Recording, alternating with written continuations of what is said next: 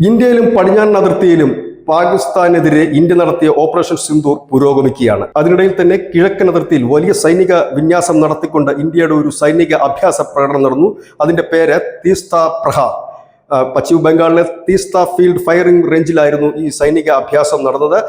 സൈന്യത്തിലുള്ള വിവിധ വിഭാഗങ്ങളുടെ അഭ്യാസ പ്രകടനമായിരുന്നു. ഇതിൽ T-20 പിനാക മിസൈലുകൾ, ടാങ്ക് വേദ മിസൈലുകൾ, AI നിയന്ത്രിത റോബോട്ടിക് നായകൾ, ആധുനിക ഡ്രോണുകൾ എന്നിവ പരീക്ഷിച്ചു. ഒരു വലിയ സൈനിക പ്രകടനം, അഭ്യാസ പ്രകടനം, 3 ദിവസം നീണ്ടു നിൽക്കുന്ന സൈനിക അഭ്യാസ പ്രകടനമായിരുന്നു.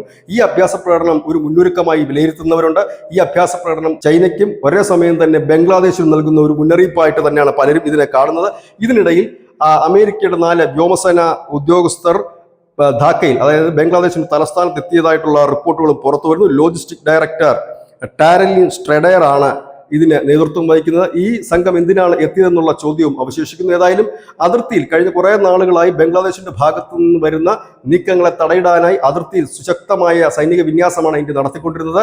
പാകിസ്ഥാന് പിന്തുണ നൽകുന്ന രീതിയിലുള്ള ബംഗ്ലാദേശിന്റെ പോക്ക് അതിൽ അപകടം മണത്തുകൊണ്ട് തന്നെയാണ് ഇന്ത്യയുടെ സൈനിക അഭ്യാസം തീസ്ത പ്രഹാർ ഇപ്പോൾ നടന്നിരിക്കുന്നത്. News desk Malayalam.